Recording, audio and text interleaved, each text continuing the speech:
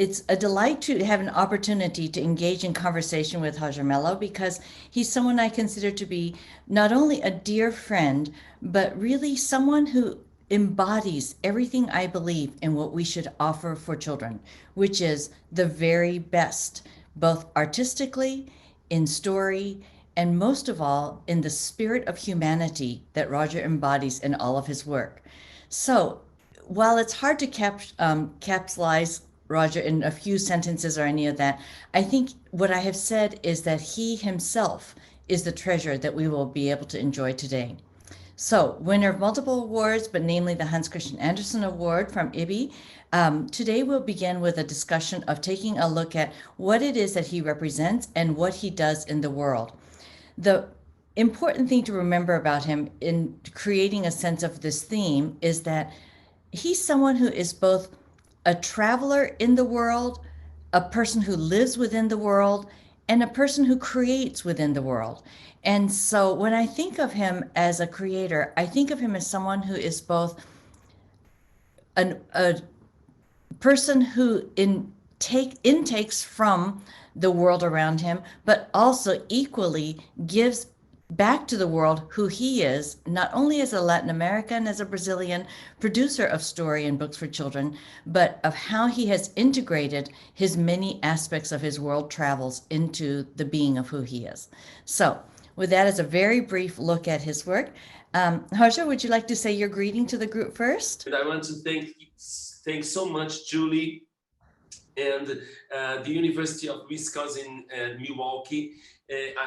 Of course, we have Khadija and Jay and Fatima and Diana that are doing the interpretation, and for the opportunity to talk and to think about nowadays contemporary production in Latin America, which involves, of course, our ancestrality and the complexity of these countries that have such a huge diversity. So I think me and Junko were talking and trying to prepare a little bit, and we were going deep into this diversity, isn't it, Junko? And Very being much. in Junko is like being with my sisters, is my family. So thank you. I feel home. So thank you. What I'd like to do is, I suppose that many of you may know already of his works that are published in Portuguese, and perhaps you don't know yet, but he has many works published in Chinese actually, and in many languages around the world. But in the United States here, we currently have two books published. You Can't Be Too Careful, which instantly won acclaim as an American Library Association Batchelder winner, and the new book Charcoal Boys, which is about child labor and has this really wonderfully interactive feature within it where you have real flames burning as we go through the book. But in addition to that, he has a brand new book coming out in the fall, I believe.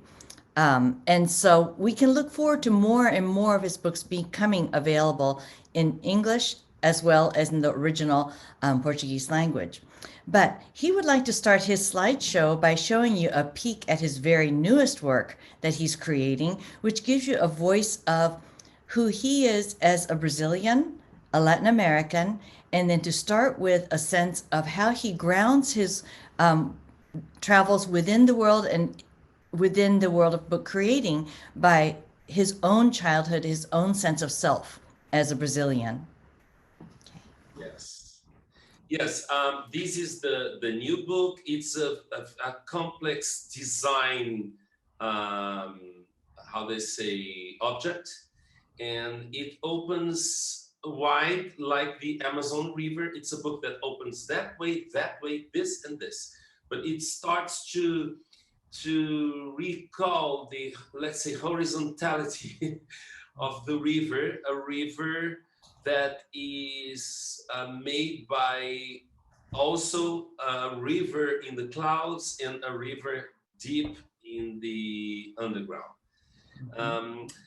That the cover of this book it's very interesting because a long time ago the cover of the book was used firstly for the Hans Christian Andersen dossier that used to be made by hand.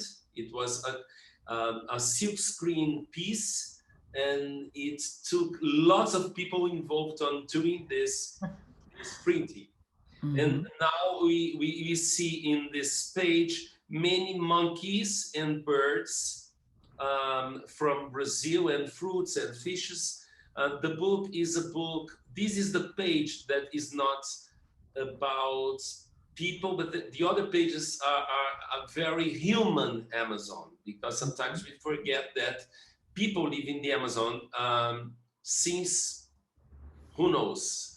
And there is a very good archaeologist from Brazil, Eduardo Neves Gois, and he says that one sometimes try to find pyramids in Amazon, but it's a different kind of archaeology.